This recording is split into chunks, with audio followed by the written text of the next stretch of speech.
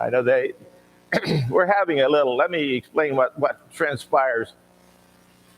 We stream this service live, and we try to use the same computer for PowerPoint and other thing, and it's not quite up to the task. So we've ordered one, should be in maybe this week, and we won't have any more of these glitches, hopefully, all right? All right, I want to read just a couple of verses, and then we'll tear into those, and we'll take them sort of one at a time. And by this we know, I love the word know, not guess, not maybe. By this we know that we've come to know him if we keep his commandments. Whoever says, I know him, but does not keep his commandments is a liar. And the truth is not in him. But whoever keeps his word, in him truly the love of Christ is perfected. By this we may be sure that we are in him. Whoever says he abides in him ought to walk in the same way in which you walk. Thank you, Mike, for leading us in that psalm before this, because it summarizes so much the gospel, the writings of the 1 John. The phrase we know, and we've come to know two different phrases in the Greek. The first note presents the present understanding of the believer. It may be the understanding the believer has when he became a child of God. It may be the understanding a little bit later on. But the second one says, well, this is, as I'm growing, this is how I've come to know God, and I still stand in the same knowledge of knowing that God. You know, I know we can all go to heaven without learning Greek. But I do so wish we all understood it. We would get so many little things out of it. There's so many things. When you translate the language, when I lived in Russia, I said the quickest way to translate it, to kill a message, is translate it, all right? But we'll do our best. The phrase by this, or some translations will say hereby, are 9 times that John gives us in the book of God that we can have the knowledge of knowing we have a relationship with God. Church, don't ever let anyone, first of all, us, don't ever let anyone that you know doubt whether or not they're in a relationship with Jesus, whether they're walking in the light, whether they're saved or not. John 9 times will remind us of how that happens. The first testing of God is commandment keeping. No surprise. That would be the obvious place to start. The phrase, if we keep, in the Greek language, again, makes keeping the commandments an ongoing obligation.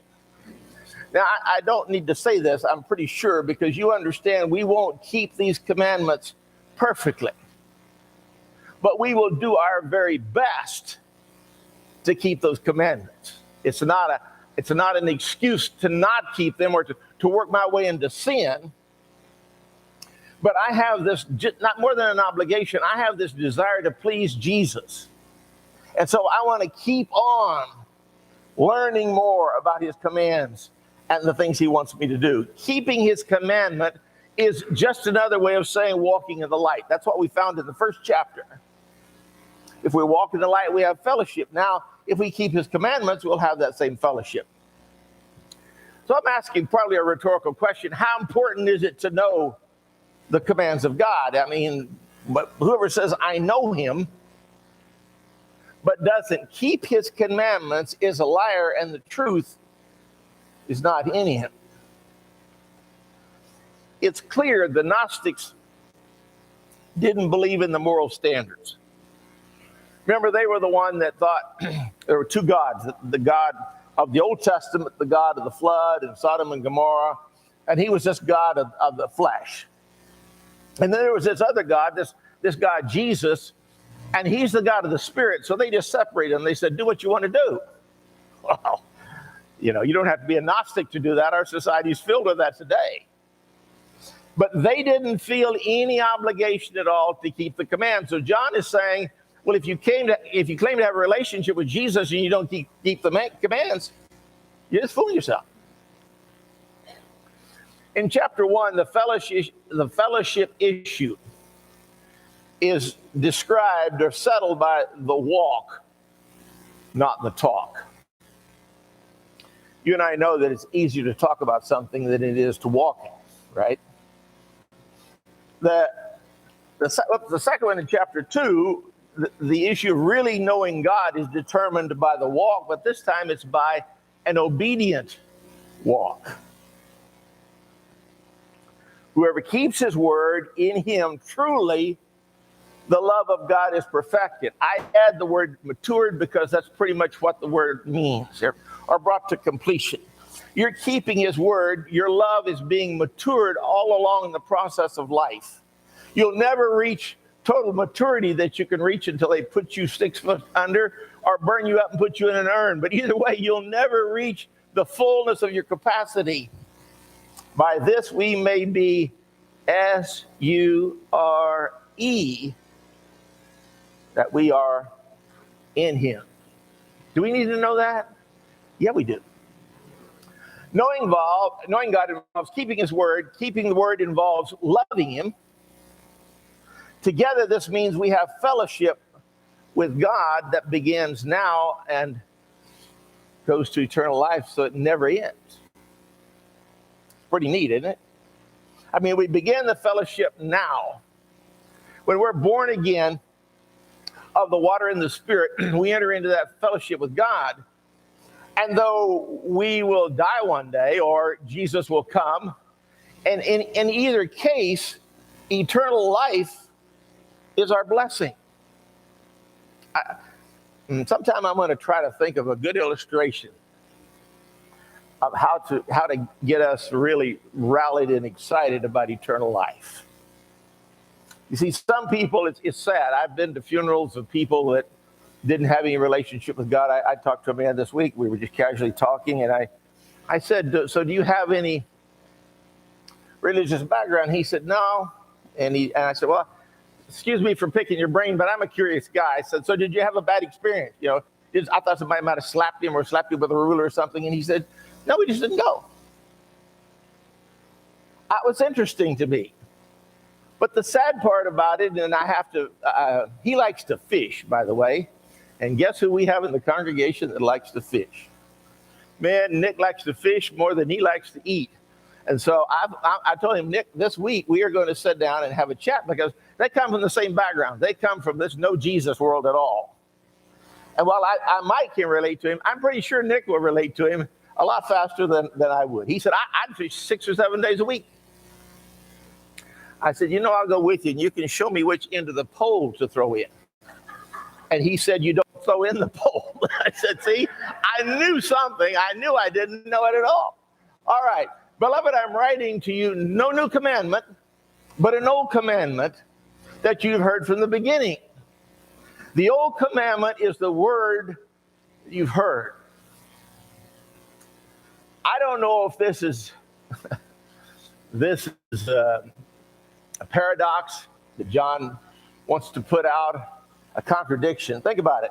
No new commandment, but an old one. Then verse 8, at the same time, I got a new commandment for you. Why is the commandment old? What makes it old? And what is it that's significant about this new command? I want us to remember this. God has always been concerned about relationships. He's always wanted this relationship, but he's also been concerned about our relationship with each other. Here's what Jesus said in the Sermon on the Mount. So if you're offering your gift at the altar and there you remember, your brother has something against you. Maybe you have something against your brother at work, but leave your gift before the altar. Tell the priest, don't run away with it. I'll be right back. First, be reconciled to your brother, then come and offer your gift. This is real important. Under this old covenant, you were going to take a gift to the priest, and the priest was going to offer that gift. You got it to the priest. You may have had to cut the animal's throat or whatever it was, but you got it there, and it was the priest's job to move it forward. But if you're on the way to worship God, and that's what that was, as strange as it may seem, and you're on your way to worship God, and you remember, there's an issue. What is it God doesn't want? God doesn't want me to come to him when I have an issue with a brother and say, here I am, Lord, I'm ready to worship you. And God said, He said, I want you to be reconciled to your brother. Then come and offer the gift. Then I'll get excited about the gift of worship you want to offer me. So the old commandment demanded equal devotion to you and to others. Equal play. Whoever takes an animal's life shall make it good. Life for life. If anyone injures his neighbor, as he has done, it shall be done to him.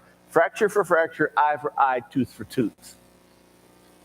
Now, that's not all of it, but that's the overreaching part of the command. But there was more. God didn't just hack that out first.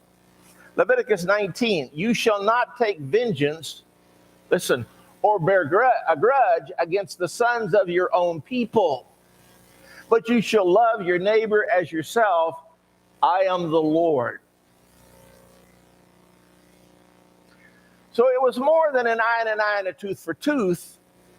I don't want you to take vengeance. A few people, that's easy.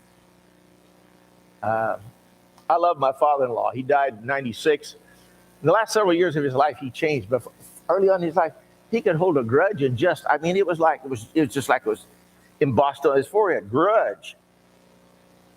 And I know later he began to change, and we talked, and he would say, why did I do that? I said, I don't know, but the thing that always amazed me is you can hang on to that thing so long. So whatever you wish that others do to you, do also to them. This is the law and the prophets. That's what Jesus said. Paul says it in Galatians. He says the same thing in Romans. That sums up the law and the prophets. So there's based on the love standards of the law of Moses, whatever advantage one got, the other one got. However, Jesus' new standard of love is based on a new intensity of devotion to the needs of others. Stay with me. A new commandment I give you, that you love one another, just as I've loved you. You also are to love one another. By this, loving one another, all people will know that you are my disciples, and you have love one for another. So the big game changer that changed everything was as I have loved you. Now you think, well, Jesus died on the cross. Does that mean I have to die? Let me show you what Jesus would use as an example of devotion. By the way, in the past they could read that commandment, but now they're going to see it. Just before the Passover feast, Jesus knew that the time had come for him to leave the world and go to the Father. Having loved his own who were in the world, he showed them the full extent of his love. The evening meal was being served, and the devil had already prompted Judas Iscariot, son of Simon, to betray Jesus. Jesus knew that the Father had put all things under his power, and that he had come from God and was returning to God. So he got up from the meal, took off his outer clothing, wrapped a towel around his waist, and after that he poured water in a basin and began to wash his disciples' feet, drying them with the towel that he had wrapped around him. Now we all know his encounter with Peter. Peter said, "You're not going to do this, Lord. Well, if you're going to wash me, just give me a bath." Jesus said, if I can't have this part with you, you can't have this part with me. Now, I don't know. I searched for a long time to try to find a slide, way too long. And you just have to, all those guys are supposed to have the shock on their face. Because what has happened that day is Jesus, who's they know is the rabbi, their teacher, their master, he's kneeling down and doing what a servant would have done when they first came in. So my question to you is, how many servants were there that day and how many lords were there that day? It was one servant, 12 lords. For Jesus, it now becomes, let me show you what I mean. Humility, gentleness of heart, genuine care and love for others was really important. Just as I loved you is now visible. They'd read that old commandment in Leviticus 1,000 times, but now they see it in action. Jesus loved beyond himself. Deity now has gone as far as deity can go. Deity has been born in a manger. He's grown up in a world. He's served that world every chance he got to show what it was like. And he dies and he's resurrected. But in the process, deity has gone as far as it can go. There's no more deity could do. If you ever read you won't, but if you ever read of a God that's goofy like this, says, oh yeah, I'll wash your feet and all this, let me know, will you? A lot of gods in the world, but one Jesus. What does that mean for us as disciples? Stay with me. Do you think it's always easy to love someone? My wife's not listening, but I'm easy to love. I'm so easy to love, it's like falling off a rock backwards. Sometimes I'm not lovable. Sometimes I lend myself to be lovable. I think back in our lifetime, in our history, of how many churches have divided over whatever issues. Problem is they come out here and they draw a line in the sand and they say, I dare you, step over that line. Go ahead.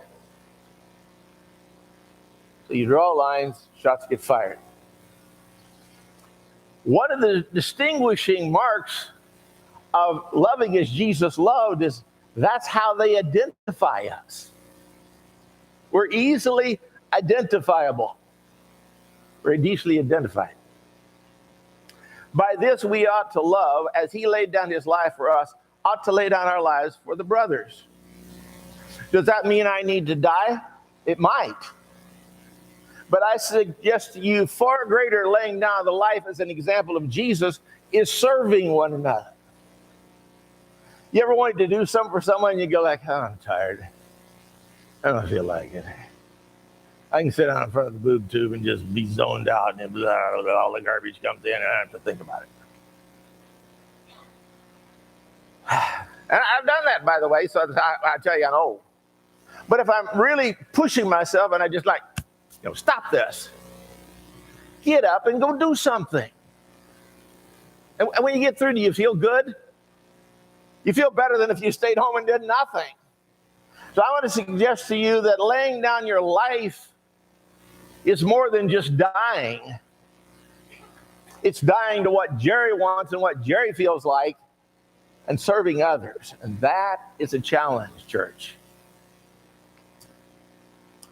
An example, Jesus becomes new 100% perfect standard for the love of disciples. Before it was love your neighbors yourself. Now it's love your neighbor before yourself. By the way, neighbor in this context, I need to put this out because I'm a stickler for context. He's talking about the Jewish brothers. And Paul will, when he gets to Corinth, he'll apply that what? To the Gentiles. But he's saying to the Jews, you need to treat your brother like your brother. All right, there's a perfect moral standard, 1 John 1:5. There is a perfect love standard in John chapter 2. I make 2 points, 2 more and I'll quit. I'll move on. The Greek word new in verse 7 conveys the concept of new in kind and new in time. And then one more, the new command is singular. He didn't say a bunch of commands or you need to redo these commands, just one. That's enough, isn't it? I think that's quite a bit.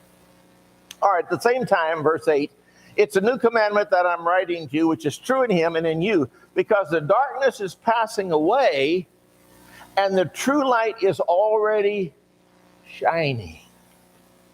The phrase darkness is passing away and is already shining is a result of the process that happens when the new commandment is put into practice. The darkness begins to be pushed back. Think of all the first century world, all the garbage and the slime and the immorality and you name it. You know, it's a root hog die world just like today. And you think about it and all of a sudden these Christians are practicing something no one ever saw. We're reading in class this morning from Acts chapter 19. I mean, when they heard the good news about this Jesus and that their life could change, they burned $50,000 worth of crazy books. They were on fire for Jesus because Jesus had changed their life. And when you see the whole city of Ephesus, it goes crazy. I mean, they go, it's all in. Light and darkness, antithetical elements, seem to symbolize the light of love and the darkness of hate. All right. Christ, it seems to me, just blew the doors off of everything and ushered in a total different world order. It never happened before. It's never happened since. Love each other as a disciple is how you can identify each other. Anyone who claims to be in the light, verse 9, but hates his brother is still in darkness. It's interesting. If you hate your brother, you're still in darkness. So you were in darkness before you hated, but now you're still in darkness. The claim to be in the light is absolutely contradicted by not loving a brother. Because light and darkness, we found out in chapter 1, cannot coexist. They're opposites. The Pharisaical intellectual snobbery found in those who were in the church, the Gnostics, they prided themselves in their knowledge. I'm so knowledgeable. And then they looked down on others. Well, I wish you were just as smart as I was. If you were as smart as I was, you'd get it.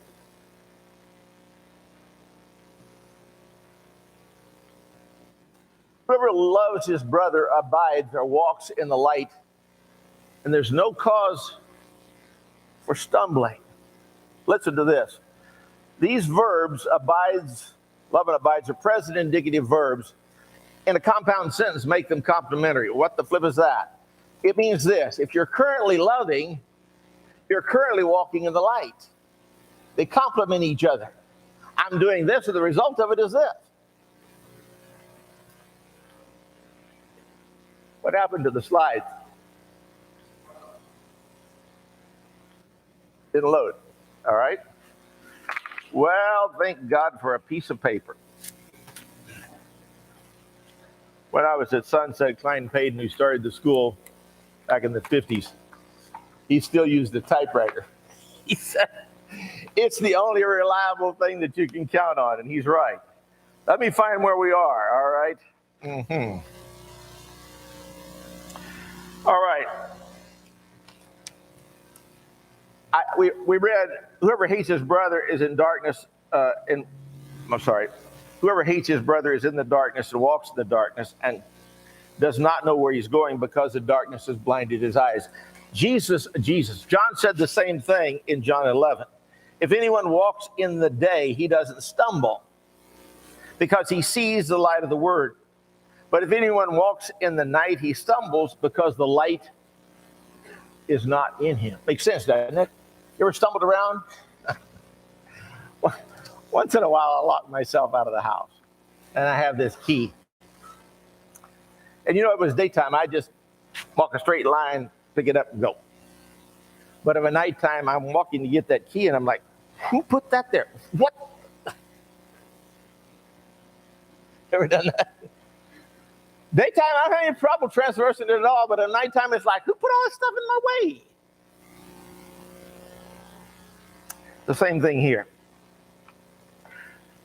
John says it's the darkness that blinds men. Listen to this, 2 Corinthians chapter 4, says, in this case, the God of this world has blinded the minds of unbelievers to keep them from seeing the light of the gospel of the glory of Christ, who is the image of God. Now, there he's talking about unbelievers. But who is it that blinds the eyes of believers? Not the same, right? Is it not the same? Whatever is darkness, whatever is satanic. In 2 Corinthians 4, Paul says the unbeliever has been blinded. But I suggest to you it's the same blindness that is experienced by believers who walk in darkness.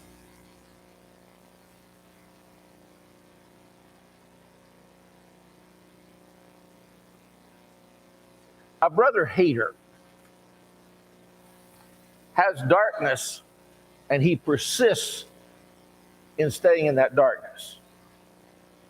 It's the atmosphere in which he's at. He's totally comfortable there. Maybe. I want to end with this thought. The phrase does not know where he's going. If I say I love the brother and I don't, I am naive. If I were a Gnostic, I would say, no, you're naive. But in reality, it is the one who is a victim of a scam and doesn't know it. You ever been scammed? How you feel about that? Not too happy. And yet the one who walks in darkness and does not love his brother as he should, that person is stumbling around in darkness and being taken advantage of by Satan. And Satan has disguised himself as a what? He's capable of an angel of light. So they think that's what they're seeing.